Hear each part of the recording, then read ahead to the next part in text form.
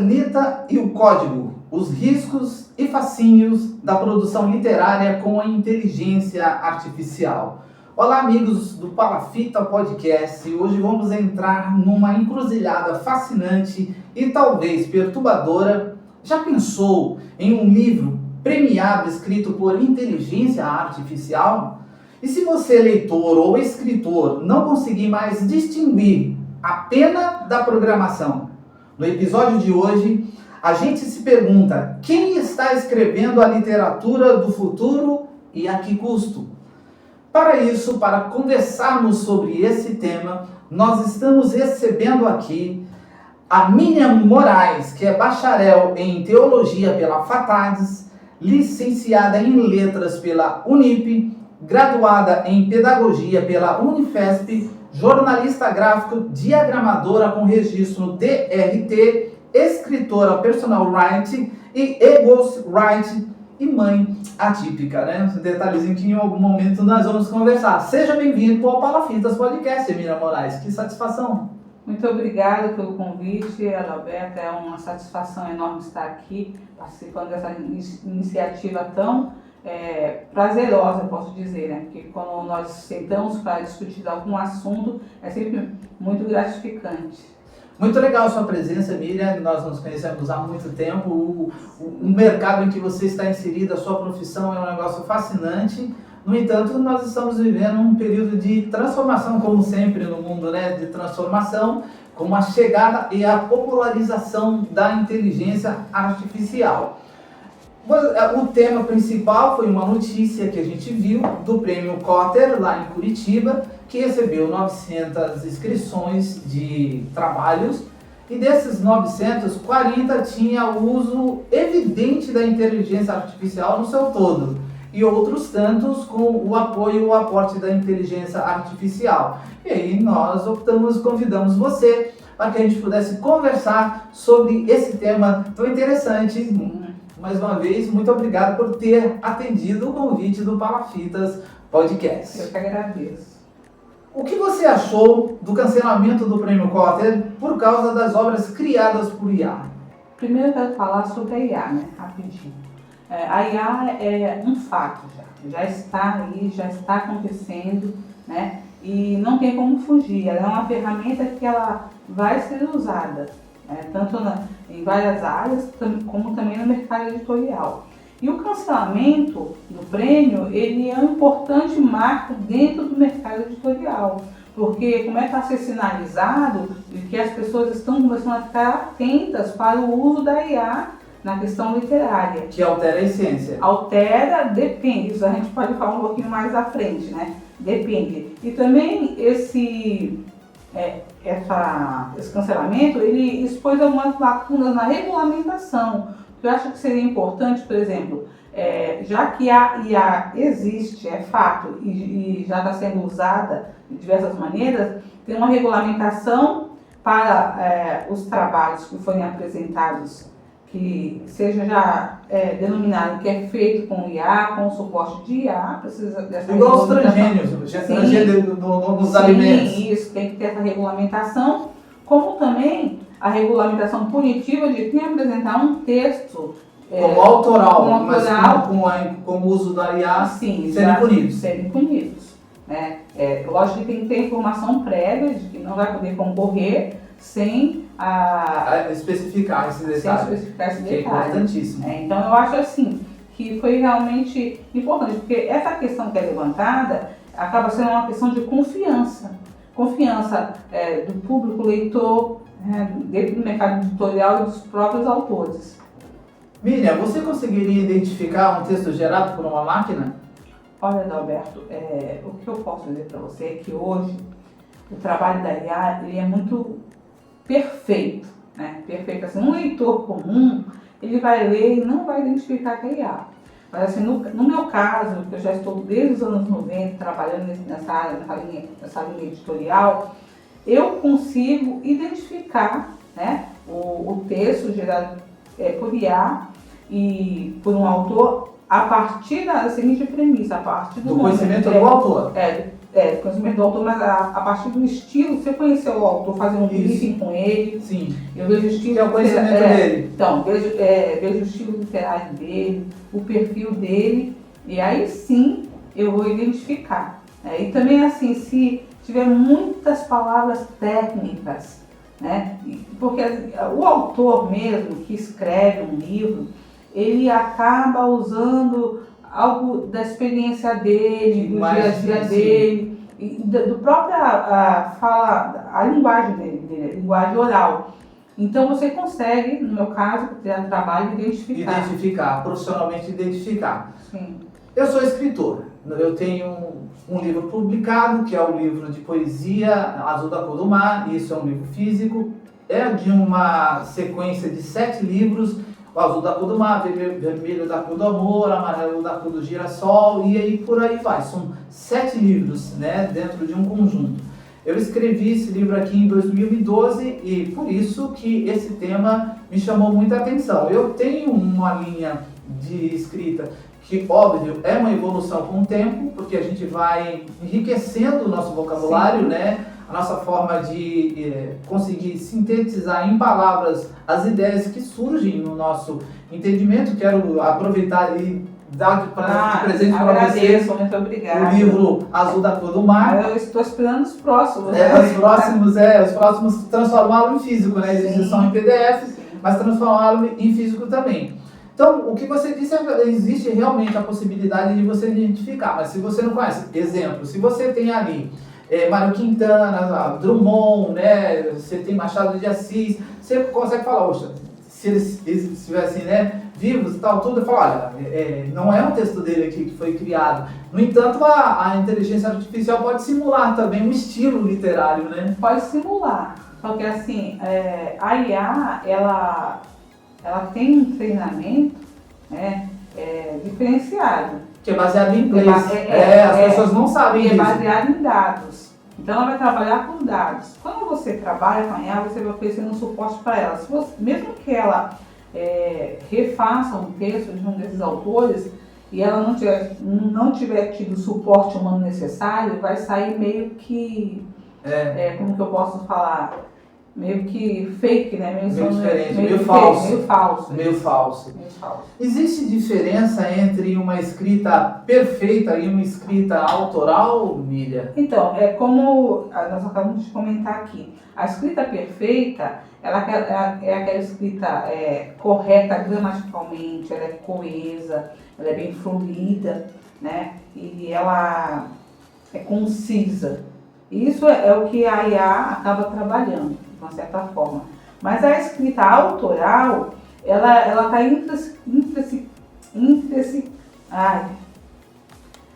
tem que botar. É escrita autoral. Vai botar essa baixa, né? A escrita autoral, ela está ligada à experiência do autor, né? Ela primeiro é ligada à experiência do autor, a visão do mundo, o estilo dele único de indivíduo. A imperfeição humana, né? A imperfeição humana. A imperfeição humana. E assim, são imperfeições que muitas vezes são até inconscientes. Tem a imperfeição consciente e aquela inconsciente, que na escrita ele vai ali delineando, mas que a pessoa que vai fazer a revisão, ela vai identificar aquela imperfeição ali. A gente tem abordado esses assuntos assim, de tecnologia e de inteligência artificial já vão alguns entrevistados aqui do Palafitas Podcast. E eu quero aproveitar aqui e convidar você a seguir o Palafitas Podcast em todas as redes sociais. No YouTube, onde esse episódio é disponibilizado na sua íntegra, no Instagram, no Facebook e também o áudio no Spotify. Miriam, aproveito agora para deixar suas redes sociais para os nossos seguidores aqui do Palafitas. Sim, a minha rede social é public_comigo. Tenho essa rede, né, que é totalmente voltada para a área do mercado editorial. A Miriam é uma profissional excelente. Se você tem o desejo de publicar um livro, é a pessoa adequada, uma profissional de uma profundidade fantástica. Fica aí a dica para você do Palafitas Podcast. Nós estamos diante de uma profissional excelente no ramo editorial. quero só, continuando aqui nessa parte, essa pergunta sobre a escrita autoral, falar o seguinte, que ainda dentro dessa questão autoral, existem aqueles autores que eles trabalham com neologismo, ele é um objeto linguístico, ele cria uma nova palavra ou ressignifica uma palavra já existente. E um dos exemplos, a gente tem no livro Grandes Sertões Veredas, do Guimarães Rosa, e no início do livro, ele começa falando nonada. Nonada é uma palavra que não existe, né? Mas, que ele criou. Nonada é a junção de não com nada. Ou seja, uma coisa insignificante. Então ele começa falando, se você for ler lá, logo no primeiro capítulo, ele fala nonada. Então, a palavra que ele criou, um neologismo, que muitos autores, ao longo da carreira literária, eles vão trabalhando isso e acabam criando. Isso é legal. É legal. O legal da literatura é justamente isso, né? Essa percepção que nem todos conseguem ter, a maioria das pessoas passam direto ali, acaba entendendo no nada, sei que lá, no nada, no meio do nada, né? Entende de várias maneiras. No entanto, a literatura, ela enriquece dessa maneira, e eu gosto muito de Ariano Suassuna, né? Ariano Suassuna tem umas coisas regional, mas assim, uma inteligência bem legal. Isso que é bom, você descobrir essas nuances particulares que tem a ver, por exemplo, com questões regionais, uma característica do lugar, uma forma, uma transformação de vocábulo que por causa do local houve mutações, Sim. Né? Houve mutações. E que a IA ela só vai descobrir se alguém ensinar para ela, né? Só vai descobrir se ensinar para ela. Miriam, a IA ameaça a autenticidade literária ou apenas amplia as ferramentas do autor, potencializando? Bem, no meu conceito, Sim. Eu acredito que a IA no mercado literário, ela veio para somar com os editores. Tudo é a questão, a forma como você vai trabalhar com ela. Então, assim, depende muito do ponto de vista que o pessoal tá vendo, né? Tá enxergando. É uma ampliação, eu penso que é uma ampliação de todo o mercado literário aí, porque ela sendo usada para criar, eu vou até tô achando até engraçado, né? Que eu vi um anúncio esses dias, já vou comentar, ela sendo usada para criar um livro do nada. Você senta lá, vou criar uma história, a vaca e a tartaruga. Se eu pedir para a IA criar, ela vai criar para mim, né? Tudo bem. Agora, se eu pegar e começar a trabalhar com a IA para fazer edição de algum texto, para me ajudar a compreender alguma coisa que o autor falou, e sempre conversando com a IA e pedindo para ela manter a originalidade e discutindo com a IA ali os termos que podem ser aplicados naquele texto. Porque a ideia está na sua mente, às vezes você não consegue puxar ali exatamente o que você sabe o que quer dizer, mas você não sabe qual é a palavra, qual o caminho que e você até vai pegar. para pesquisa, né? Para pesquisa. Posso fazer um adendo para você aqui, Miriam? Muito obrigado. Eu estou escrevendo, eu tenho uma sinopse, né, de uma ficção de 1942 que isso se passa durante o período da Segunda Guerra Mundial na Holanda, né? Nossa, interessante. Na Holanda, de um casal que tinha uma filha e esses judeus se viram pegos, né, lá no meio da guerra, né? E eu começo a destrinchar uma história muito interessante, eu não vou dizer aqui, que senão vão roubar a minha ideia. Mas o que acontece? A gente precisa fazer muita pesquisa, muita pesquisa. Sim. As pessoas pensam que escrever é só começar a escrever, o gêniozinho vai lá e toca tudo. Não, a gente precisa fazer muita pesquisa, mesmo quando você vai fazer uma ficção, não pode existir incoerência. Não pode ser, você está trazendo negócio, mas não pode existir incoerência. Eu trabalho muito com edição de textos, né, de vários autores. Então, se ele falasse para mim, porque falar não é para mim, ele escrever lá, né, no livro que eu vou estar editando. Porque o físico russo, né, falou isso, e não colocar o nome do físico russo, eu tenho que ter o trabalho de pesquisar e autenticar e fundamentar aquilo dali. Colocar as notas de rodapé, tudo. Sim, eu não entrego nenhum material sem estar fundamentado. Sem estar fundamentado, seja no âmbito secular, no âmbito bíblico, eu sempre vou estar fundamentando. E agora, voltando à pergunta, eu acredito que a questão aí é com qual finalidade vai ser o uso da IA. A pessoa que vai fazer um livro, que vai pensar em um livro, ela tem que definir isso daí. Qual vai ser a finalidade? Vai ser para criar um livro do nada ou vai ser para me ajudar a produzir um material potente? Sim. Porque é o seguinte, eu vi um anúncio esses dias no Instagram lá, dizendo assim, você quer ganhar muito dinheiro com e-book? Então você venha falar conosco, tal, mande a sua ideia, mande a sua ideia, não sei se você já viu esse anúncio, sim, já vi. Que nós vamos criar um livro para você em pouco tempo, com a IA, e vamos te mandar e você vai publicar. Eu achei, meu Deus, achei que tem mercado para isso, porque tem mercado porque as pessoas, em todo tempo, a criação é algo caro. Sim. Vou dizer caro porque a criação, ela existe o talento, mas o talento ele é desenvolvido e aprimorado. Você pode ser uma potência, uma explosão, um dínamo, né? Sim. Mas se você não tiver aquilo lá catalisado mesmo, organizado, você é só um desastre, né? Mas tem grande talento, mas você é um desastre. Então existe mercado. E com base nisso, vem uma próxima pergunta. Como julgar a originalidade de uma obra em tempos de IA? Bem, sabe, assim, é bem complexo. Hoje em dia é bem complexo. Muito difícil, né? Difícil. Mas eu acredito assim, que o mercado editorial vai ter que ter muito conhecimento das ferramentas de IA. Vai ter bastante conhecimento. E para ele aceitar um manuscrito, ele vai ter que fazer um briefing com o autor. Vai ter que fazer um briefing com o autor e vai ter que analisar o autor, o perfil do autor, porque ele vai ter que considerar todo o processo criativo do autor. E para isso, vai ter uma entrevista de emprego. Mas se ele for um autor de primeiro livro, não tem parâmetro.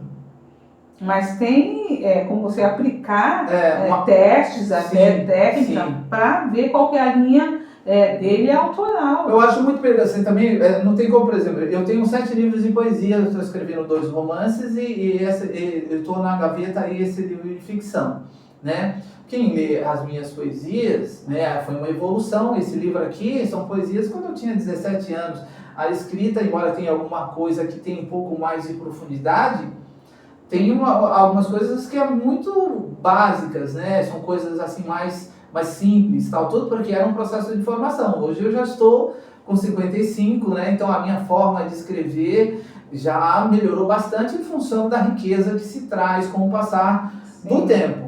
Me traz aqui uma lembrança de uma entrevista que o Marcelo Taz estava fazendo com o Marco Luque, né? Que foi do antigo CPC e tal, tudo. O Marco Luque, com toda aquela brincadeira dele, é um cara muito inteligente. E o Marcelo Taz perguntou assim, qual é a tua preocupação em relação à inteligência artificial? Acha que pode afetar a criação? Ele disse, olha, não tenho nenhuma preocupação não, porque inteligência artificial é lógica, e eu nem sempre sou, que é aquele jeitinho dele. É verdade. É isso, né? O ser humano ele pode mudar de linha, de coisa assim que eu não posso dizer que nunca a inteligência artificial vai ter essa capacidade, porque a gente não sabe a mudança que pode ocorrer com os novos chips, com as novas capacidades de processamento, etc. Mas eu acho muito difícil substituir, nada substitui talento. Então, não substitui mesmo. Assim, eu penso que a IA já tem muita autonomia e ela armazena muitos dados, né? Mas ela armazena os dados que você dá. Sim. Que você dá.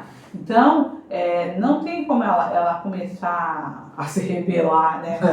Criar as coisas assim, não tem. Exterminador do futuro. Precisa de um suporte mesmo. Então, assim, eu acredito que para julgar, né, uma obra, detectar que é IA, vai ter pessoas ali dentro do mercado editorial com experiência em edição de texto. Você acha que será nós? Mas Esse link, tem que ter esse link entre o histórico natural, na tradicional, com o novo. Eu tenho um amigo que ele pediu para eu revisar um texto de TCC para ele. E eu peguei o texto, comecei a ler e falei, olha, não está bom, está muito fraco, você vai ter que sentar e você vai ter que fazer. Aí ele falou, ok. Aí ele pegou, passaram-se alguns dias e ele mandou já o TCC completo para eu revisar. Eu comecei a ler e falei, não, essa leitura está muito perfeita e muito técnica. Porque ele chegou primeiro com uma dificuldade enorme, de repente ele virou o Einstein. O Einstein, não tem. Aí eu cheguei e falei, não, vou... Aí comecei a ler, falei, não, vou pesquisar. Joguei no Google, coisa mais simples, joguei no Google. E encontrei o mesmo texto. Eu vi que era de um TCC já publicado. E eu chamei ele no particular, falei, olha, isso. Ele falou, não, foi eu que escrevi. Ele bateu o pé que ele escreveu. Eu falei, tudo bem, mas eu não vou revisar mais. Muito constrangedor, né? Constrangedor. Muito constrangedor. Quando um texto perfeito demais começa a aparecer inumano? Olha, quando você não encontra falhas, você não encontra nuances, né? Aquela característica do autor, da voz humana mesmo, né? Será que o Enem deveria considerar essas falhas aí? Sim. Olha, é interessante isso porque eu fiz alguns trabalhos com o autor e foi um trabalho de transcrição de texto, né, e edição. E quando eu fiz a transcrição, eu tentei manter um pouco da originalidade da fala dele e tudo mais. E quando o livro foi publicado, uma das pessoas que leu, chegou e falou para mim, nossa, tá muito bom, né, o livro dele. E quando eu leio o texto, eu tenho a impressão de que eu estou escutando ele falar. E eu achei, falei, pô, legal isso daí, porque realmente eu consegui, naquela transcrição e edição, capturar, né, a essência, né, dele, né, do tipo que ele se expressava. Por quê? Porque todo autor, né, na sua escrita autoral, ele vai ter isso de colocar... Ele vai exprimir mesmo, né? Por exemplo, quando você escreveu esse livro de poesia, você não colocou alguma coisa? Eu tinha uma ideia, um sentimento, e eu fui lá e coloquei ele para fora. E aí a diferença, já me perguntaram, eu não sei se nesse livro eu tenho, acho que eu devo ter uma poesia, porque quando me perguntam como é que é a minha inspiração, como é que eu faço para escrever, eu sempre digo que a escrita de poesia, pelo menos a poesia, ela não tem mérito nenhum, para mim é uma revelação. A diferença é que eu digo que quem escreve poesia, ele é apenas um carteiro. Ele entrega o que recebeu. O problema é que nem todo mundo consegue ser o carteiro. Esse é o detalhe. Entendeu? Esse é o detalhe. Então, porque pode entregar para todo mundo, mas ser o carteiro, perceber, captar, sintetizar aquilo ali em palavras, nem todos podem conseguir. Por quê? Porque precisa de uma riqueza gramatical, cultural, precisa de uma riqueza muito maior por trás. Então, assim, eu não vejo mérito, em escrever, quase que é uma inspiração realmente, é uma revelação, o mérito mesmo é ter a riqueza para saber expressar aquilo ali em palavras.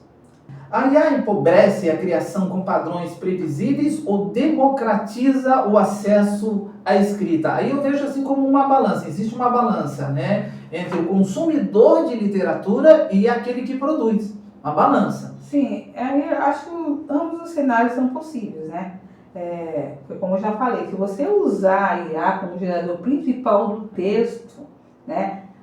Ou você vai ter um empobrecimento ali, criativo, eu acredito nisso. Agora, se você usar ela como auxiliar, aí tem um enriquecimento, entendeu? Tudo vai depender, os dois cenários podem acontecer. Sim, é isso que nós estamos conversando aqui, que a gente já disse várias vezes. Na verdade, a questão da produção, ela vem da história de vida daquele indivíduo, né? Daquele vem construindo o dia a dia dele, as experiências, os contatos que ele teve, erro, acerto, as frustrações, as alegrias, a capacidade cognitiva que a gente fala também, porque tem pessoas que têm realmente um quê de genialidade, né? E tem outras pessoas que têm um quê de simplicidade, mas aquela simplicidade tem mercado, aquela simplicidade tem voz, né? E isso tudo, essa diversidade é que faz com que a gente chegue lá. Se o autor ele não passou por esse processo, de formação e ele usa a IA, ele realmente é uma fraude. Vou citar um exemplo, desculpa, Miriam. Eu sou fotógrafo também, ok? Há uma discussão há muitos anos, né, de que fotografia não é arte. Você acha que fotografia é arte? Eu acredito que é arte. Na verdade, assim, eu sou uma pessoa que eu gosto muito de fotografia. Ainda espero um dia conseguir trabalhar com fotografia. Fazer um curso de fotografia, porque por exemplo, eu tirando foto e você tirando foto. Então, se comparar, você vai ver que é evidente. É evidente. A minha foto vai ter uma foto mais ou menos, de qualquer jeito, e a sua foto vai ser uma foto mais trabalhada, pegando o ângulo correto e tudo mais. A gente está rodeado de livros aqui, né? Rodeado de livros. Eu não tenho um aqui ainda, que eu não coloquei aqui, mas é de um autor de fotografia, e ele disse o seguinte, e aquilo me confortou muito quando eu estava começando a fazer os primeiros cursos de fotografia. De que, se você, na época eram os rolos de filme, né? Essa máquina aqui é uma máquina de rolo de filme, né? E aí ele disse o seguinte, se você abrir o rolo do seu filme e revelar e todas as fotos estiverem perfeitas, você errou. Eu falei, opa, que alívio, não sei o quê. Aí ele fala realmente da imperfeição humana. Sim. Né? Não existe isso com a IA. Então veja, há essa grande discussão se a fotografia é arte ou não. Para mim é arte, ponto passivo. E aí a gente analisando para esse ponto, olhando, fala assim, algo criado pela IA é literatura? Pode-se dizer que é um trabalho autoral? Na minha opinião, isso aí é uma discussão que eu nem entro. Não. É bem diferente do fato, porque tirar uma fotografia, você precisa de um equipamento, mas você precisa de uma técnica. Fotografia é escrever com a luz. Não, porque a IA criar do nada realmente não é um trabalho autoral. Não é. Como eu estou voltando lá, né, repetindo isso. Mas se ela for usada como uma ferramenta, como suporte, é válido. Ela democratiza, então, a escrita. Agora, assim, eu estou lembrando aqui, você não precisa de muito para você criar um bom texto. Hoje já existem os mini contos, né? Não sei se você já acompanha os mini contos. Não. Tem até um mini conto que é a síndrome da época moderna. A dopamina só faz as pessoas quererem as coisas muito rápido. O mini conto que é muito interessante. Fica aí, porque essa conversa hoje com a Miriam vai passar de 3 horas. O mini conto, eu queria que nossos espectadores aí, eles procurassem na internet, que eu não estou encontrando na minha mente aqui o nome do autor. Mas é interessante que o mini conto é o seguinte: quando acordei, o dinossauro ainda estava lá. Você já viu esse mini conto? Não. Eu gostei da ideia agora, eu vou pesquisar também. Aí, pesquisem. Quando acordei, o dinossauro ainda estava lá. Quem é esse dinossauro? Quem é o dinossauro, né? Aí vai de muitas interpretações. Cada mente tem pessoas que interpretam minhas poesias, cada um de um jeito. Então, mas é um isso mini que é legal. É uma história. Ele só escreveu só isso nesse mini conto. Quando acordei, o dinossauro estava lá. Ou tem outras pessoas que falam, quando acordou, o dinossauro ainda estava lá. Quando ele acordou, o dinossauro ainda estava lá. Então, ele traz toda uma história, todo um contexto, né, todo um ambiente em apenas uma frase. Uma frase. Meu Deus! Quando eu acordei, o dinossauro ainda estava lá. O que é dinossauro? Eu digo, tem dias... isso que é legal, que faz o cara, na verdade, é só um start, faz explodir a mente do leitor. E tem dias que eu lembro dessa frase, aí eu vou colocando os meus dinossauros, né? Hoje esse dinossauro, entendeu? E aí é onde está a balança que eu mencionei para vocês. A balança é aquele que consome literatura, aquele que produz literatura. É óbvio que quem produz literatura, ele consome literatura. Não tem como, né, ele produzir literatura sem consumir literatura. Mas tem aquelas pessoas que só consomem literatura. E o legal é isso. É esse start, né, essa provocação, esse estímulo que causa no leitor. Esse é o fascínio da literatura. Por isso que nós estamos com a Miriam Moraes, né, conosco hoje aqui no Palafitas Podcast, nesse papo super agradável sobre essas questões do uso da inteligência artificial na literatura. A fronteira entre o uso ético e o abuso criativo. Miriam, um autor que usa IA como coautora deve ser transparente e dizer, olha, eu criei, mas eu tive a ajuda da IA? Então, foi como eu falei no início, né? O cancelamento do prêmio mostrou um ar de desconfiança ali, né? Então, digamos que o mercado editorial está numa crise de confiança. Essa é a verdade. Então, E precisará se ajustar. Precisar se ajustar. Agora, assim, a transparência em qualquer situação é fundamental para estabelecer a confiança. A ética. A ética. Então, eu acredito que as editoras vão ter que começar a pedir que o autor, ele indicar que ele fez o trabalho, mas que teve uma ação da IA. Isso vai permitir que tanto o leitor como os jurados, eles vão ter um parâmetro para avaliar aquela obra, né? E eles vão ter uma perspectiva clara, assim, justa, e vai evitar a acusação infrapasta. Sabe qual é a maior preocupação hoje dos autores, de fato? É, assim, a ideia dele surgir em outra pessoa, porque hoje, falando de democratização da escrita é se ter mais meios, caminhos de se expor, né, de fazer, de gerar literatura. Né? Antigamente você tinha poucas pessoas. Primeiro era a questão da formação para você se criar, né? Depois para você editar, o custo, né? A dificuldade de acesso.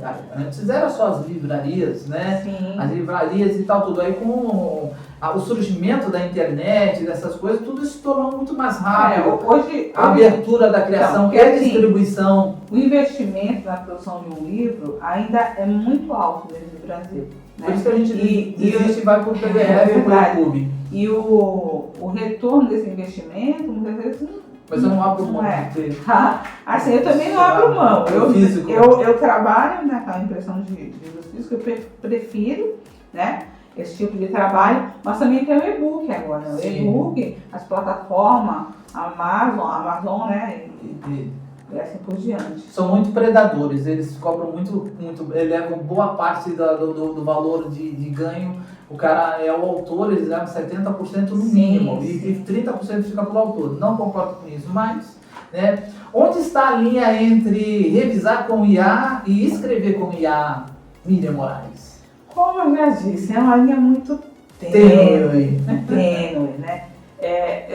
Eu, como trabalho com edição, às vezes tem alguns textos que eu não consigo compreender muito a ideia central do autor, e eu busco auxílio da IA. Nós estamos falando também aqui do Davi Tosta, que tá com o livro do Davi, você deve estar queimando mesmo, porque mas eu estou aprendendo muito sobre ele. É um livro muito bom sobre, né, o princípio, a origem do mundo, é assim, nossa, maravilhoso. Ontem até gerou uma discussão entre eu e meu marido acerca desse tema dele, eu falando a respeito dos assuntos que ele aborda, muito bom, né? Tá de parabéns. Mas e aí, revisar com IA e escrever com IA, onde é que está a linha?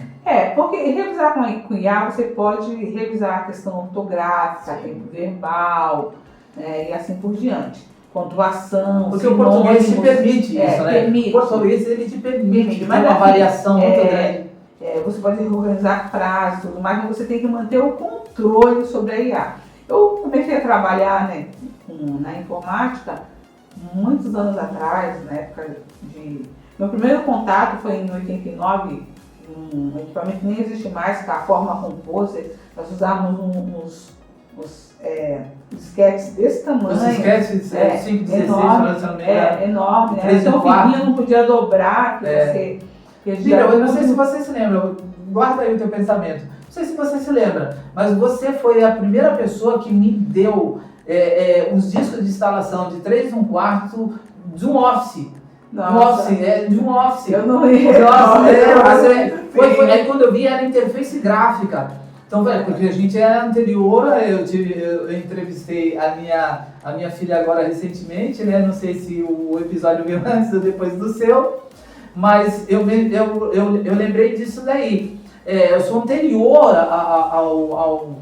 à interface gráfica, ao Windows, era o DOS, né? Sim. Monitor de tela verde, eu tive um XT, um 286, um 386, depois eu tive outros computadores e a minha filha fez ciências da computação porque nasceu num ambiente tecnológico. Sim, muito mas legal. você me deu, você uma vez, eu falei, poxa, eu quero instalar esse aplicativo, que era uma novidade, E você trabalhava num lugar que tinha o disco original da Microsoft. Nossa, nem me lembro disso. E aí você leva lá e instala. Então, voltando aqui. Primeira pirataria. Hoje ainda, muitas pessoas têm medo de mexer num PC, né, num computador. Principalmente as pessoas que não são nativos digitais. Mas é uma coisa que eu sempre entendi.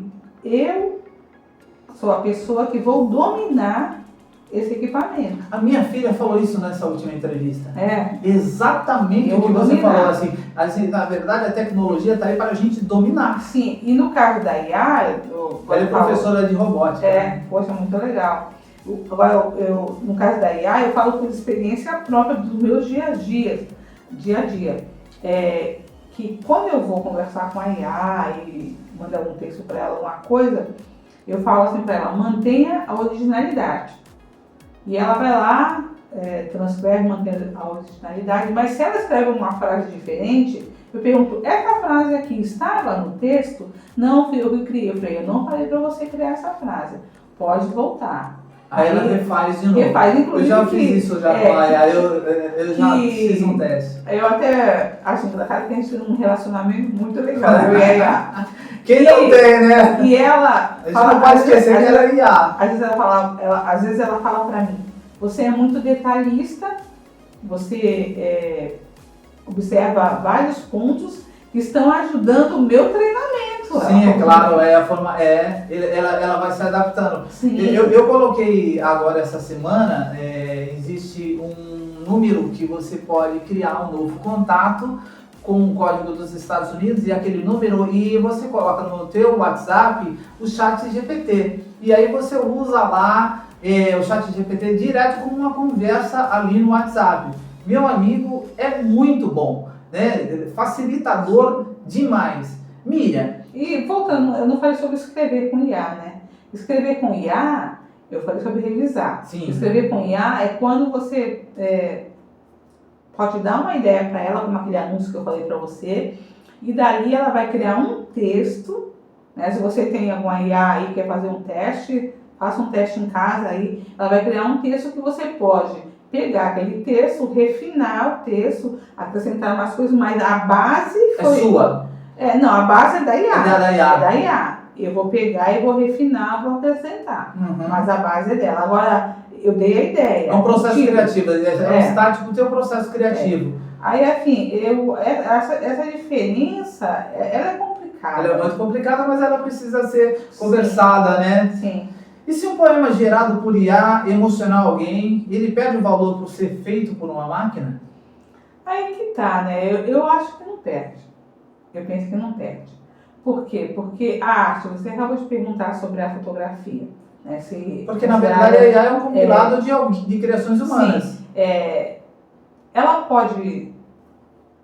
por exemplo, há poemas de vários autores que você pode ler e você não se emocionar, não falar nada com você. E tem outro que você lê e você se emociona.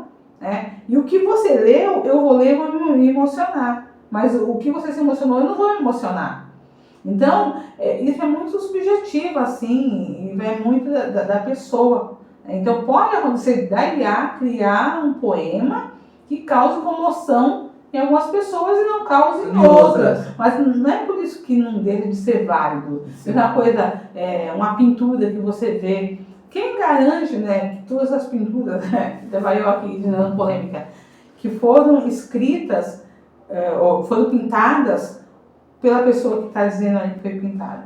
Isso aqui, né, essa criação minha aqui. Essa criação. Isso aqui é madeira, então vocês não conseguem ver. Parabéns, parabéns. Isso aqui é madeira de pinos, a gente fez aqui o trabalho, aquela pintura ali em cima, toda a pintura, todo o corte, toda a montagem, essa ideia veio de uma originalidade, de onde eu criei, onde eu fui criado, né? Eu cresci numa favela de Palafitas, por isso é o nome muito bom, tem que colocar em exposição. Do podcast, ali os pipas é algo, se a gente subir aqui, né, a gente vai ver que a minha casa é um sobrado aqui, bem em volta do dique aqui, você vai ver por causa das férias agora muitos pipas, que é a minha memória de infância, que é os pipas que vem do jockey, buscar os pipas aqui do Rádio Clube e vice-versa, quando o vento muda, isso aqui. Só que, o que eu tenho aqui? Essa madeira é rústica, eu poderia passar ela numa plana, mas eu não passo.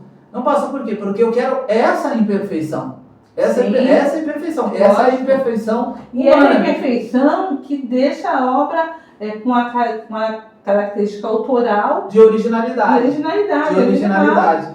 Muito bem. Se a IA pensa em inglês, como isso afeta a literatura em português? Porque a IA era realmente um projeto que tem a sua essência no inglês. Ela traduz. Quando eu inseri esse contato do ChatGPT no WhatsApp, começa tudo bem em inglês. Só que eu só mandei um áudio, porque onde eu vi, o cara orientou o seguinte: manda um áudio ou digita, fala assim, eu falo português. Automaticamente a inteligência artificial ela já identifica que eu falo português e já se adapta, né, à linguagem que eu estou falando com ela, tanto de áudio como de escrita.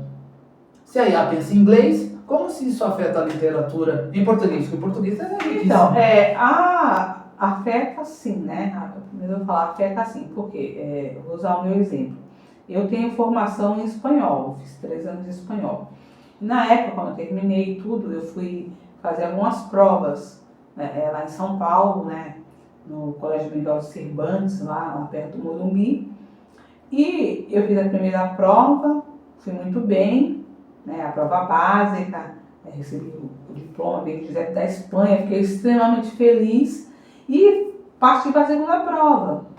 E a segunda prova, como eu já tinha feito a primeira, eu falei, não, vai ser fácil, né, tudo mais. Só que quando eu peguei a segunda prova, tinha muitas expressões idiomáticas que eu não consegui entender. Não consegui entender. Então ali eu não consegui passar naquela prova. Como eu trago para esse contexto aqui? A IA pode até te responder em português, pode ler um texto em português, mas muitas vezes ela pode não entender aquela expressão idiomática do país, né? Por exemplo, fala uma expressão idiomática aí que você conhece. De idioma? Do nosso português. Do nosso português? Então, ele tem a questão da regionalidade, né? O Brasil ele tem essas questões regionais, que é sul, Minas tem uma característica, Nordeste tem outra, né? Onde no Nordeste, né? Então, em Minas, né? Algumas coisas assim que são coisas específicas. Mas, né? por exemplo, se eu chegar para você e falar assim, olha, Alberto, pode tirar teu cavalinho da chuva. Isso, né? Tirar o cavalinho da chuva, o brasileiro vai entender. Sim, o brasileiro vai entender, né? Aí fala assim, agora não adianta chorar o leite derramado. Muito bem. Até aqui morreu Neves, né? Neida é morta. E são expressões da nossa cultura, do nosso país, né, que de repente em outra região do país é de outra forma. Não tem como o cara traduzir. E não tem como muitas vezes a IA ter a noção do que significa. Né? A não ser que ela já tenha sido treinada. E ela será, né? Porque ela se adapta mesmo. Então, assim, porque foi o seu caso, que ela começa a falar assim, você... Realmente, quando eu comecei a conversar com a IA para alguns assuntos, ali também, já em outros canais, e agora mais fácil, que eu achei muito mais fácil no WhatsApp, eu ignoro sugestões que ela me dá após as respostas. Eu ignoro coisas porque eu não quero. Aí eu faço outras perguntas e vou adaptando até que ela consiga pegar o caminho que eu quero que ela pegue. Sim, então, porque como eu falei para você sobre dominar, né? Dominar. A IA, então, eu pensei que você tem que dominar todo o sistema tecnológico, porque a IA, ela é movida por algoritmos, né? Sim. E uma coisa que eu converso com meu marido, falo assim para ele, se você ver um vídeo no Instagram e começar a repetir muito o vídeo, você para de ver, pula para outro, porque é o algoritmo tentando te levar para ver somente aquilo. E eu já fiz esse teste, né? Já peguei vídeos, comecei a ver, por exemplo, um vídeo só sobre celulares.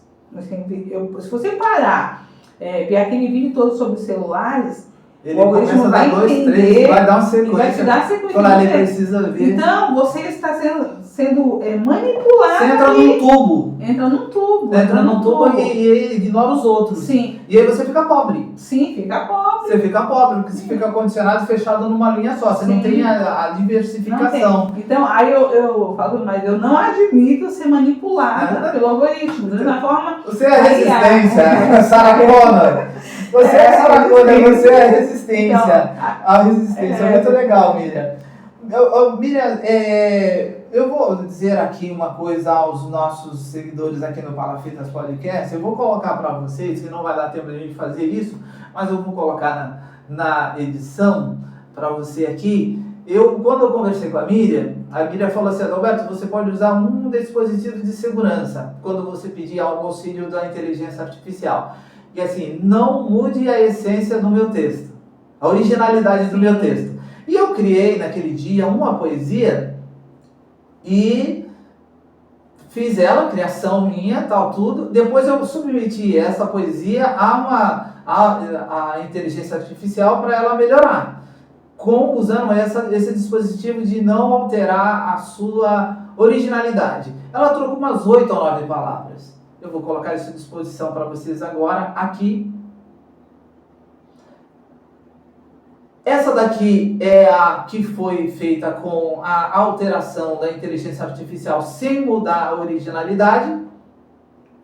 Mas eu fiz a terceira ainda, que eu pedi para a IA fazer uma adaptação, uma melhoria, mudando radicalmente. E está aqui a mesma poesia, como ela se alterou. Ok? Muito bem.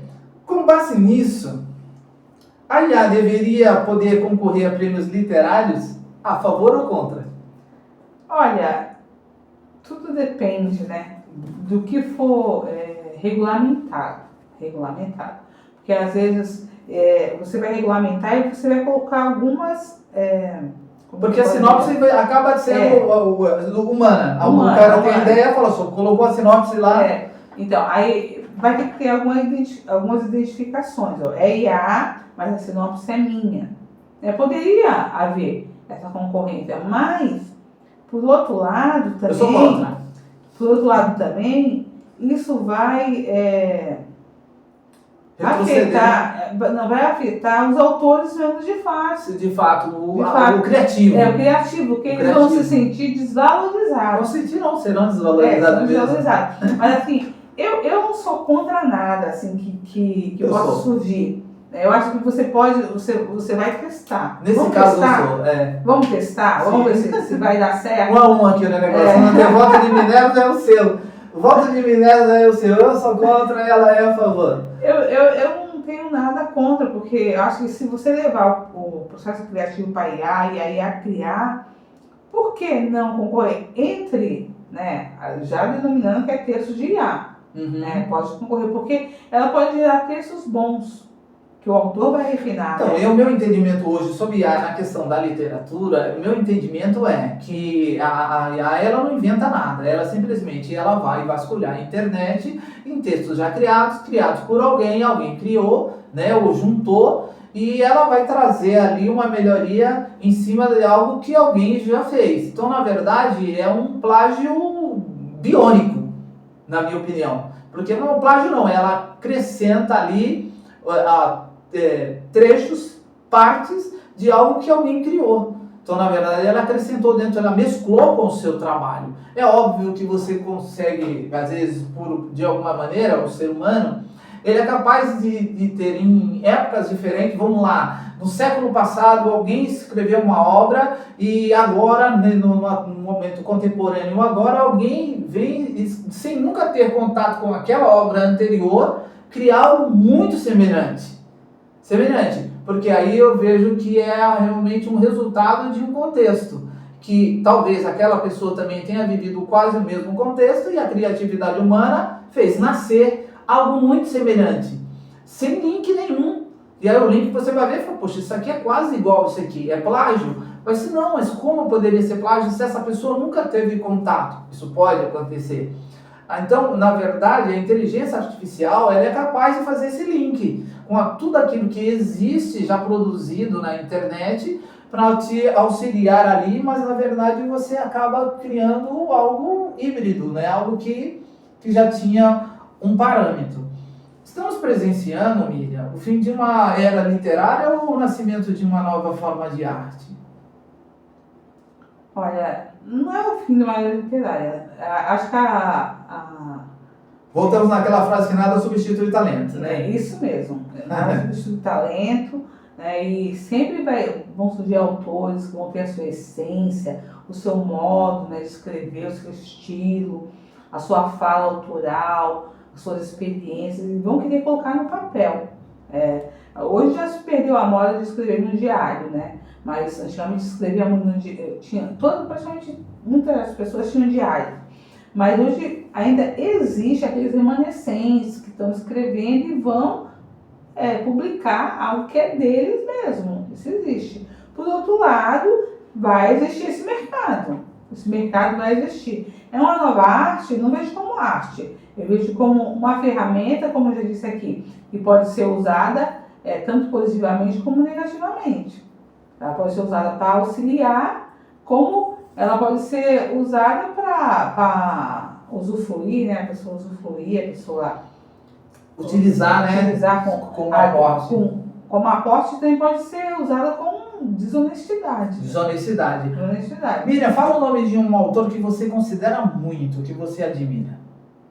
Machado de Assis. Machado de Assis. Um só. Machado de Assis. Ok, então você admira ele e tal, tudo, sua capacidade. Será que o leitor do futuro vai valorizar mais o texto ou quem escreveu? Olha, porque Machado de Assis para você tem um tamanho para você, né? Eu acho que nem precisa ser do futuro, é hoje, né? Eu acho que tem uma tendência no ser humano de sempre valorizar quem escreveu. Sempre valorizar quem escreveu. Ainda mais se for uma pessoa pública, uma pessoa popular, ele sempre vai valorizar quem escreveu. É que hoje a velocidade do que se escreve, ou citações, essas coisas, acabam ficando ultrapassadas muito mais rápido e acabam não sendo novidade. Mas existem os clássicos, né? Existem os clássicos. Os clássicos, tanto na música como na literatura, sim, como em filmes, os clássicos, que você não tem fala assim, ninguém faz uma obra igual. Esses dias eu estava vendo uma matéria que teve um show lá que, no mesmo lugar onde Freddie Mercury tocou lá uma música lá no piano, e que todo mundo cantou na capela. Aí tava um show lá de novo e colocaram só o áudio da música e todo mundo de novo. Há quantos anos esse artista já morreu e, sabe, na mesma comoção? Sim, a mesma comoção. Você vê, um exemplo, o Michael Jackson. O Michael Jackson, para mim, foi um dos melhores músicos, cantores, dançarinos, né, da minha geração, da minha época, né? Sim. Aí, não vamos falar a sua idade, né? Não pode não pode. Assim, eu vi um vídeo no Instagram esses dias que uma pessoa em situação de rua, né? Ela estava dançando aquela música Thriller, né? Thriller. Quando você bate o olho, né? A pessoa que editou o texto colocou lá a música, não sei se estava tocando. Você bate o olho, você já identifica. As batidas. Você identifica a coreografia, você identifica que é da música. Foi ele que fez, né? Então, pode vir qualquer outra pessoa, você sempre vai identificar que é ele. Não tem jeito, né? A capacidade criativa e a pessoa que alguém se torna a partir dessa capacidade, ela influencia muito. Usar a IA no processo é o mesmo que colar na literatura? Olha. Eu acho que é. Mas você é convidada, eu que estou aqui já atravessando. Como é que o assunto é um assunto muito. Depende do nível da intenção. Nível, né? Do nível. Quando eu usei o dispositivo de não alterar a originalidade. Do nível da intenção. Porque, por exemplo, eu estou fazendo faculdade de pedagogia agora. E uma das regras que tem lá, nos trabalhos que nós fazemos, né, tem um projeto integrador que a gente faz todo semestre, é que não tenha nenhum sinal de IA no relatório que a gente entrega, que é um TCC, né? Não tem nenhum sinal. Eles têm lá o programa que faz a leitura e identifica se tem alguma coisa de IA. E tem que ser verdadeiro. Mas isso não significa que eu não posso pegar a IA e pegar aquele texto que eu criei, conversar com a IA, revisar e tudo, ajustar a ortografia e depois reescrever o texto. Não impede isso. Não impede, né? Não impede isso. Miriam, Na próxima pergunta que eu vou te fazer agora, tem uma característica muito importante que eu particularmente vou expor até lendo um texto aqui do meu livro, né? Existe criatividade sem sofrimento humano? Olha, porque é as experiências que fazem as coisas surgirem. Uma coisa que a IA sempre me fala, a minha amiga IA, ela fala assim, eu não tenho emoções. Tudo que eu faço através da minha base de dados. Eu não sinto raiva, eu não sinto alegria, né? Então ela já faz isso pra parcialidade. mim. Ela faz isso pra mim. Então, assim... Eu perguntei um percentual de uma coisa assim, eu falo, qual o percentual disso aqui ia acontecer? Ela mandou 80%. E eu falei, poxa, mas isso não é uma coisa legal, né? Mas com base daquilo que eu dei informação para ela falou Sim. assim, a probabilidade disso acontecer aqui é 80%. Porque ela trabalha com dados, estatística, tudo, fluxograma, tudo ela trabalha com isso. É necessário o sofrimento humano, ou a experiência, pode ser o sofrimento ou pode ser uma experiência prazerosa, vai provocar a criatividade, né? Vai trazer a criatividade, porque ela vai trazer as emoções. Tem textos que você lê, que você vê ali a emoção do autor, né? A emoção do autor, tanto a emoção de felicidade como de tristeza. Muito bem, sobre isso é o que nós vamos falar agora. Nós temos aqui a possibilidade de trazer uma profissional de psicologia nos próximos episódios do Palafita Podcast. Fique atento para tratarmos de um assunto muito importante que está bem atual, que é TDAH, altas habilidades de superdotação, algumas de neurodivergências. Alguns anos, diante de todas as coisas que eu consigo produzir e tal, tudo, você até me fez uma pergunta, mas você consegue acabar todos os seus projetos? Eu tenho vários projetos, né? Sou fotógrafo, escritor, agora apresentador de podcast, e meu trabalho, questões eclesiásticas, etc. E eu achei que havia possibilidade de ter uma neurodivergência e tem, né? Não vou mencionar agora, mas o que acontece? Eu escrevo poesia há muitos anos. E um dia, alguém chegou e viu a minha poesia, alguém que me conhece, e mandou para mim a minha poesia, Miriam. Você está me mandando por quê? Porque essa poesia aqui, eu já vi você fazer isso várias vezes. Nossa. E tem a ver com a tua divergência. Eu falei, como assim? Na página 66 do meu livro, Azul da Cor do Mar, eu escrevi uma poesia chamada Estático. Há tempo, fico dolorosamente chateado. Tão chateado que o pavor povoa minha mente, a ponto de temer dizer algo pequeno que seja.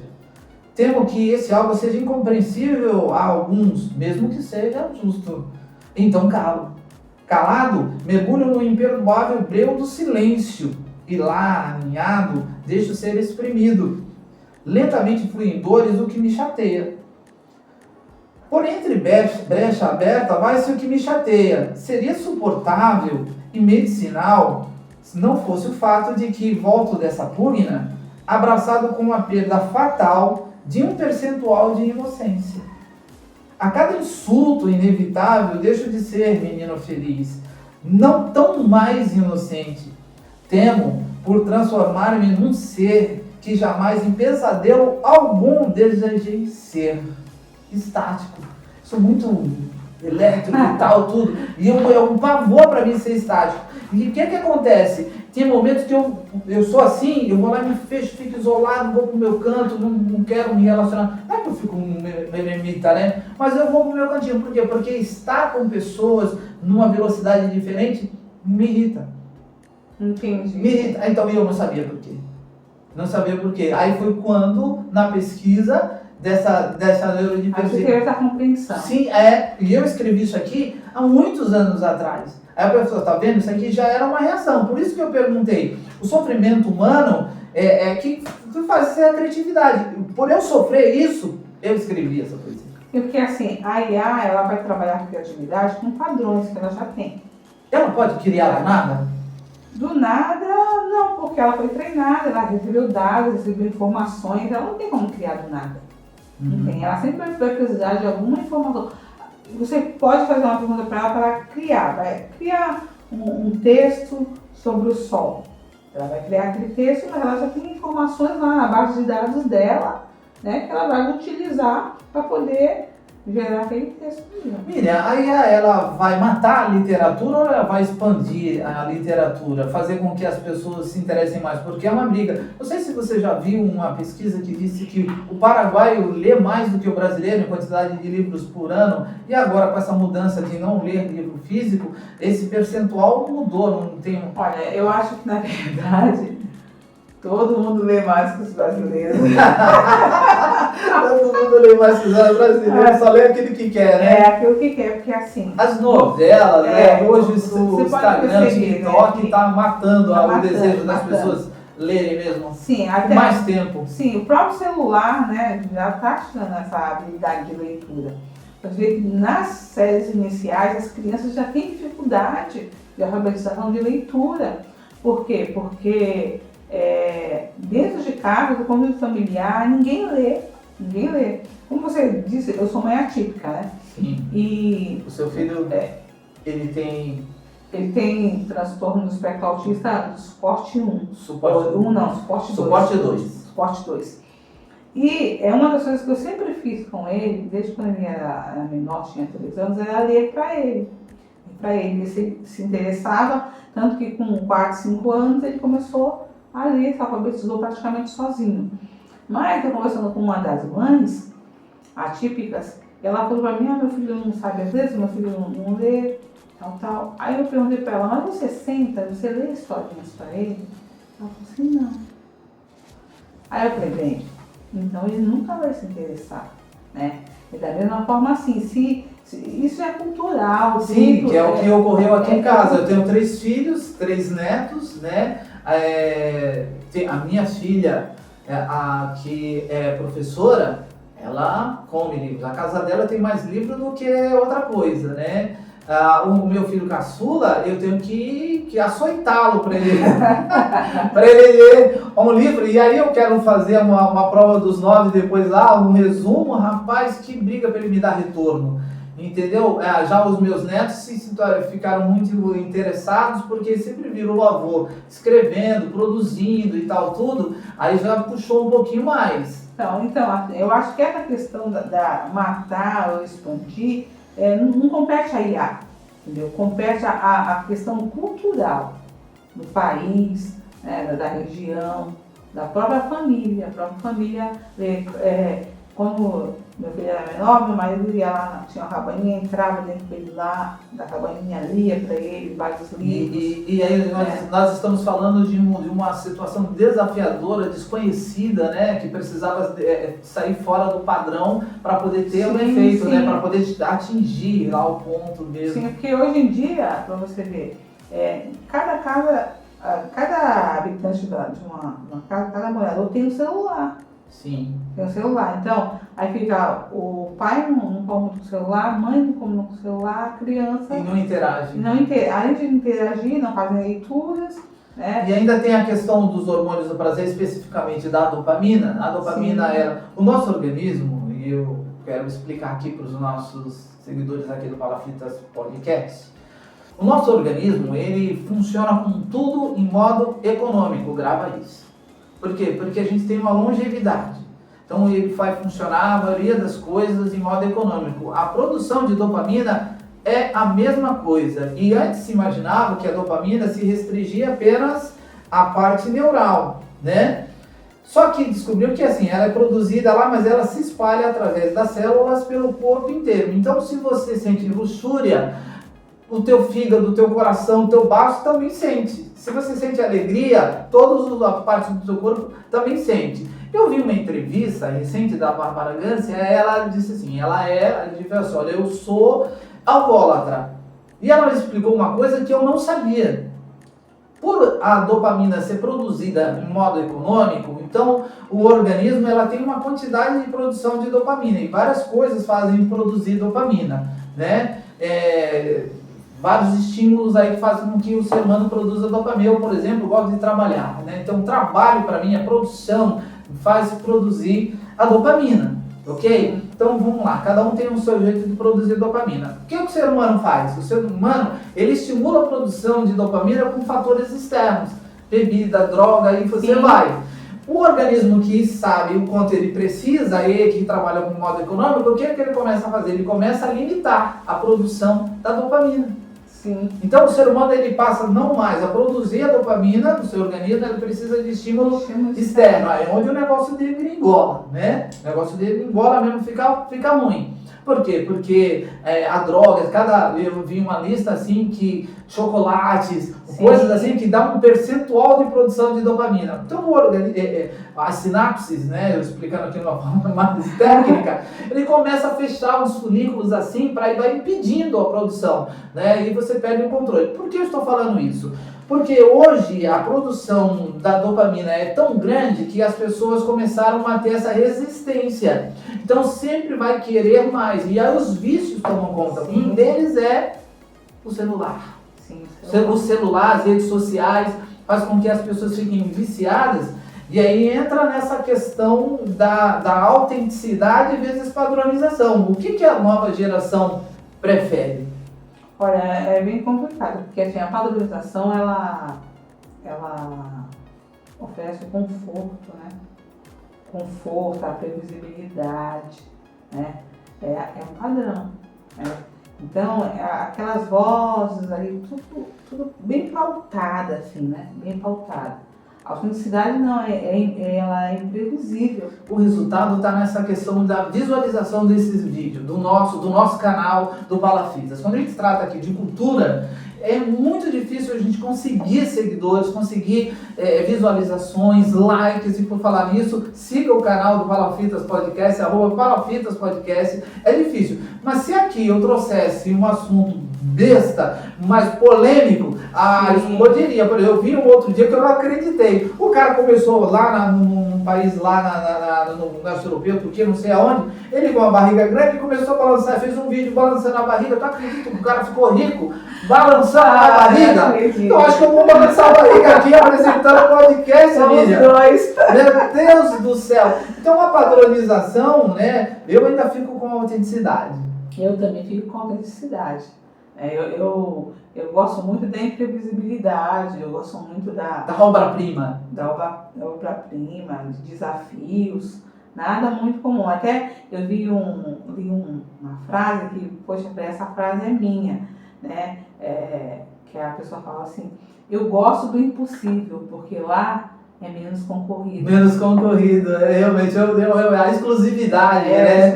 A exclusividade e o prazer. E isso não faz explodir a minha dopamina. O que faz explodir a minha dopamina é realmente ter contato com algo muito bom, de qualidade, que você aplaude de pé. Sim. E isso é raro. É raro. É raro. Eu acho que a inteligência artificial ela não consegue dar para mim produzir algo que dê esse tipo de efeito e de causa em mim. Então você prefere a autenticidade.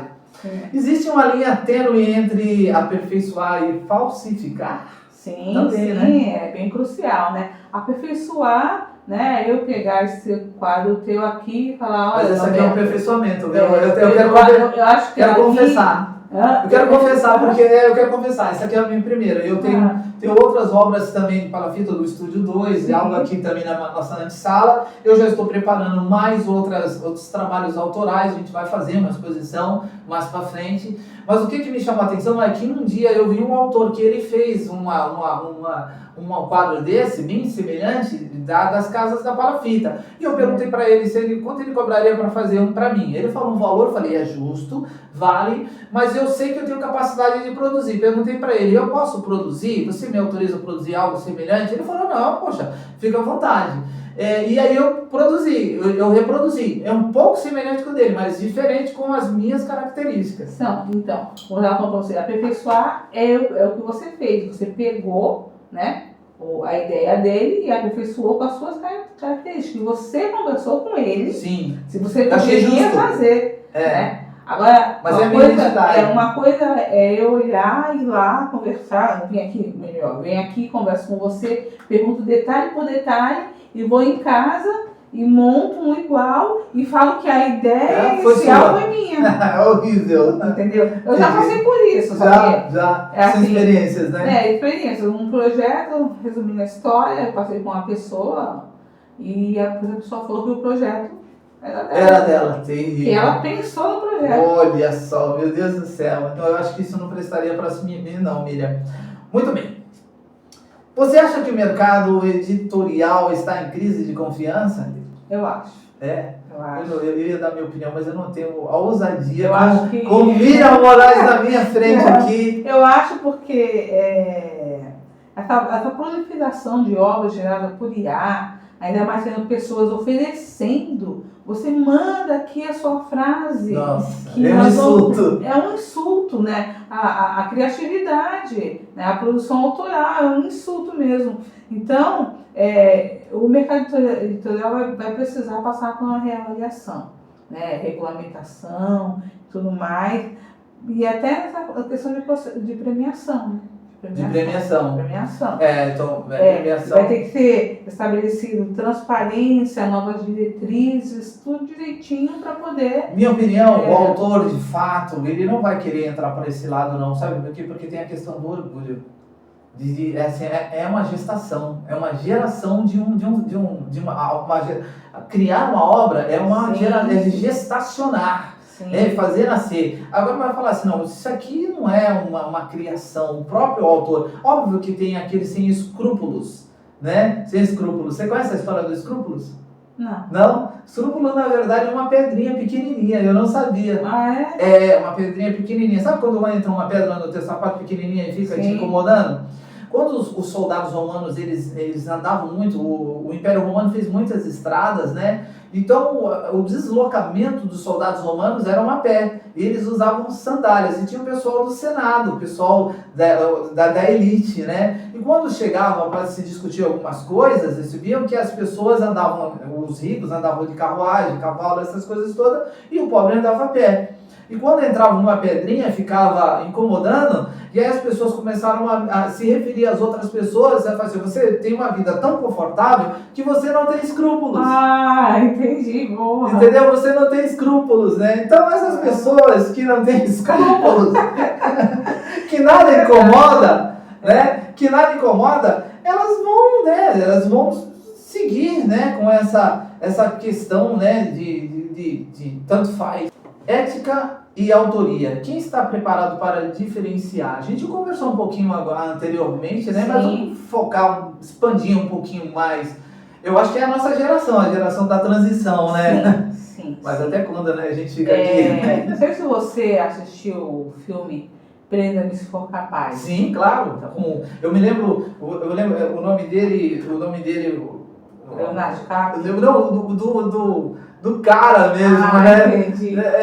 O nome da Tigay, eu não sei, mas eu não consigo falar para vocês, mas está aqui ainda muito na minha cabeça o nome dele. Mas é fantástico aquele filme. É um filme muito bom, recomendo, né? Muito bom mesmo. O Leonardo DiCaprio novinho. Muito bom, assim, a história, né? Todo o contexto é muito legal, mas quando vai chegando ao final, uma das coisas mais interessantes é que eles precisavam saber quem estava falsificando. As notas, os cheques, né? Acho que era cheques, principalmente cheques. Cheques.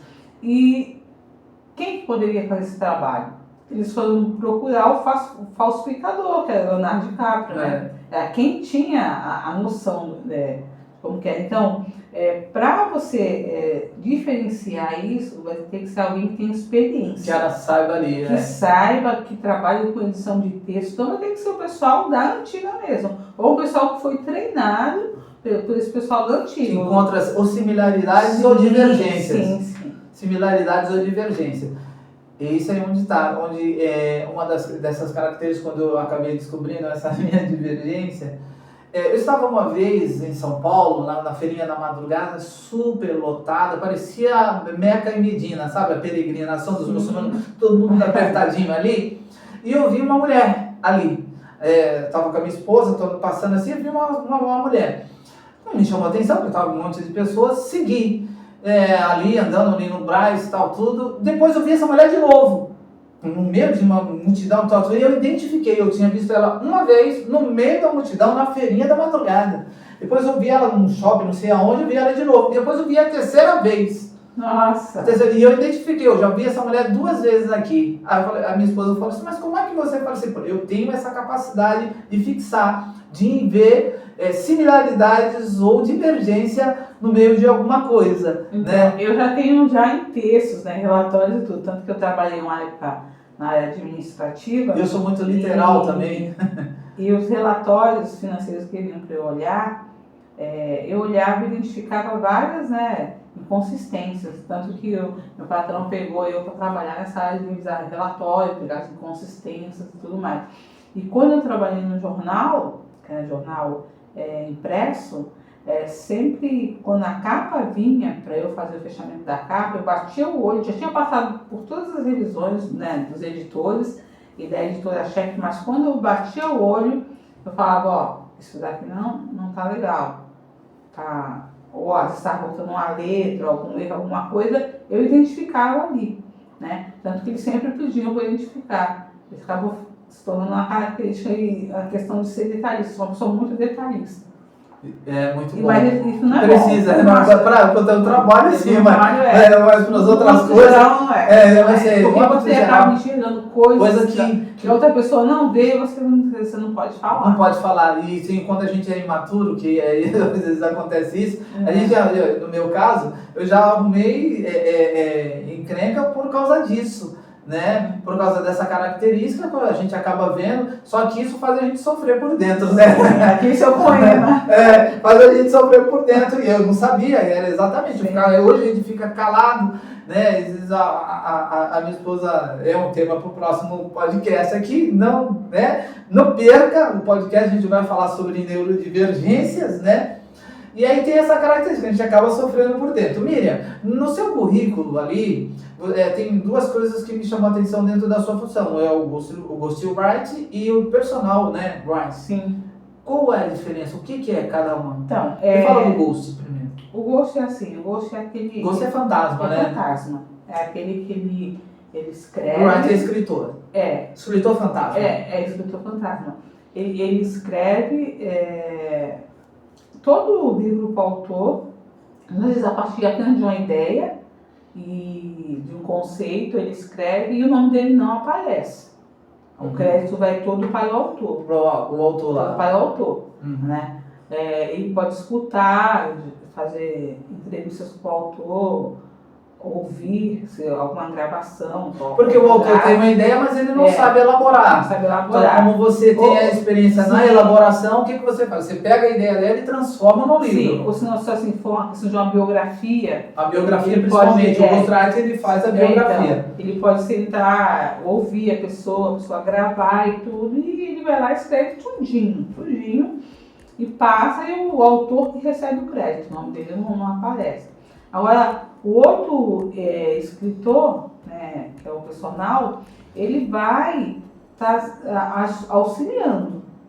Ele vai pegar textos, vai ver... O autor vai escrevendo, mas ele recebe um aporte profissional, um orientador. O orientador profissional ali, ele vai ajudando. Vai clareando. Vai clareando até inserir texto. O escritor fantasma, ele tem mais autonomia, ele pode decidir sobre várias coisas. O personal, ele pode até decidir, mas ele precisa do aval do autor.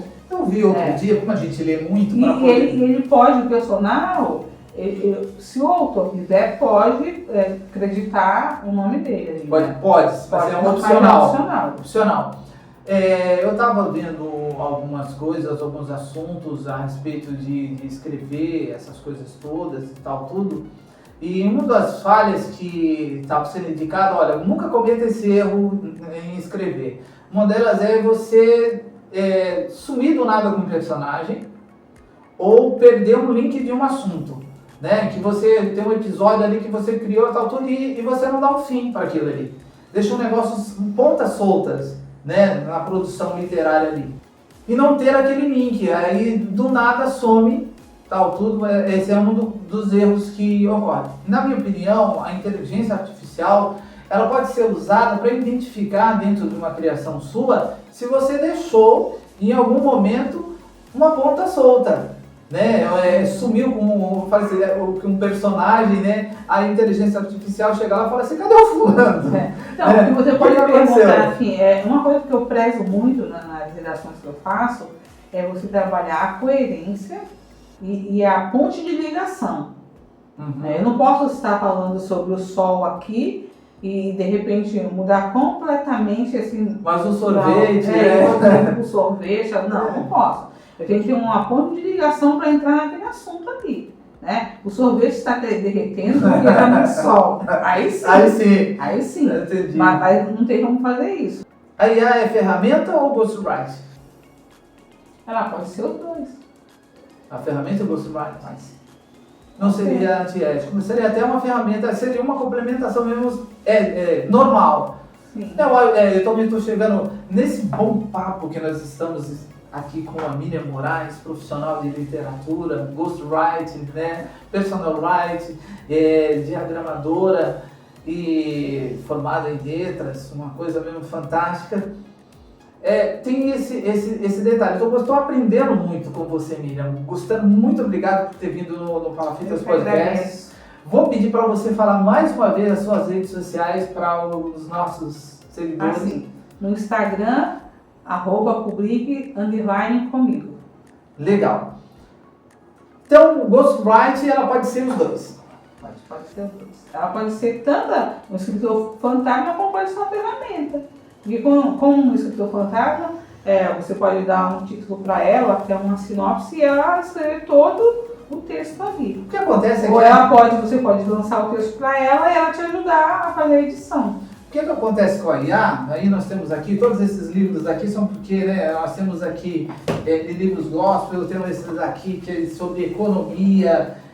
Ganhei um livro de presente agora dos nossos convidados. Se você for convidado aqui, não faça que nem a Miriam. A Miriam tem um monte de livros, ela não trouxe nenhum para me dar de presente. Gente, eu esqueci. Mas você traga um livro para dar de presente para esse apresentador que vos fala, que você sempre vai ganhar um. Esse aqui eu ganhei do prefeito regional da Zona Noroeste, gostando muito de ler.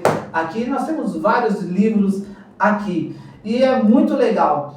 Miriam, como lidar com essa tensão entre transparência e trapaça?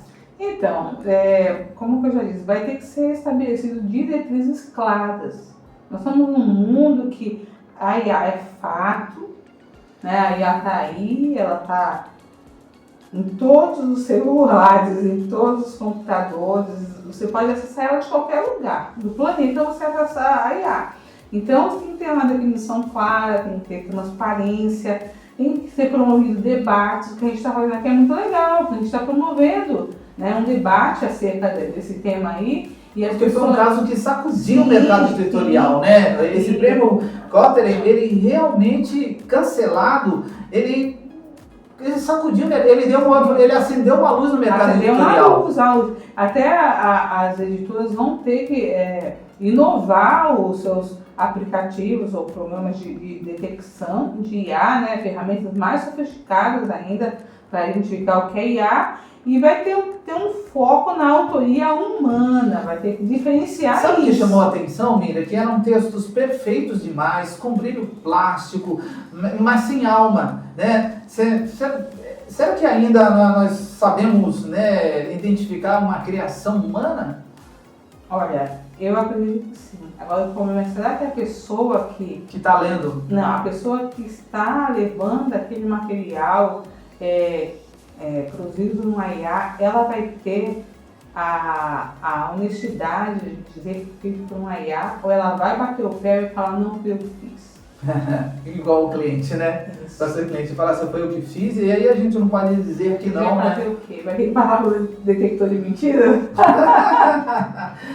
Olha, eu acho que assim, a banalização realmente, a inteligência artificial pode levantar uma dúvida realmente na questão da criação, né? Pode ajudar, como também pode prejudicar. Sim. Cabe a nós realmente normatizar, né, aquilo que for possível, porque é impossível a velocidade com que se amplia. Mas assim, eu acredito que é necessário normatizar.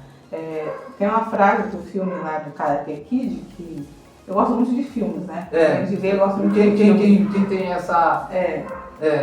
E que o treinador, né, ele estava com o Daniel San lá no barco, ele falou de ficar no barco, na quina, na pontinha do barco, e quando ele ficou ali, ele balançou e ele caiu. E ele falou, poxa vida, aí o treinador falou para ele, olha, equilíbrio é tudo na vida. Foi uma frase que eu guardei, porque com equilíbrio você consegue ajustar, né, as pontas soltas, ajustar tudo. Então tem que haver um norteamento aí, um equilíbrio dentro da sociedade, com as diretrizes, né, com as discussões, debates sobre o tema, a educação, a detecção, a transparência para poder dar certo. Quero agradecer a sua presença aqui no Palafitas Podcast. Fantástica esse episódio hoje com você sobre esse tema que joga luz sobre um ponto crucial que a gente é obrigado, a gente vai ter que tratar desse assunto, né? Não será as pessoas que se preocupam com esse tema, são pessoas que têm realmente uma característica cultural, que gostam realmente de literatura, que são também as pessoas que seguem o Palafitas Podcast aqui. A gente ainda não balança a barriga, então o número de seguidores aqui no Palafitas Podcast ainda são das pessoas que gostam mesmo, mas está se ampliando, crescendo com a diversidade dos temas que são trazidos aqui no Palafitas Podcast. Agradecemos imensamente a sua presença, com o seu know-how, com a sua capacidade. Você que precisa de auxílio na criação e na produção e editoração do seu livro, procure a Miriam Moraes, porque ela é a profissional capacitada que vai te dar realmente os caminhos necessários, vai te ajudar 100% para você ter uma criação autoral e de sucesso. Muito obrigado, Miriam. Eu que agradeço, Adalberto, me sinto honrada por estar aqui, né? Agradeço a oportunidade de participar dessa iniciativa, porque é uma iniciativa muito valiosa de trazer para a comunidade assuntos inspiradores, debates e levar a comunidade a um patamar ideológico mais elevado, né? Um novo patamar. Isso é muito importante dentro da sociedade e eu posso dizer que você está fazendo diferença. Parabéns. Muito obrigado, a gente fica muito orgulhoso e espero que esse episódio foi realmente importante para você, que tenha te acrescentado bastante, porque acrescentou a nós. Então, para encerrar, se o código sabe escrever, o que cabe ao coração humano? Talvez a resposta esteja menos no texto e mais em quem lê o texto. Muito obrigado por ter ficado até aqui conosco no Palafitas Podcast. Aqui no Palafita Podcast, nós somos sem censura, falamos o que precisamos falar. Grande abraço a todos, muito obrigado, até a próxima.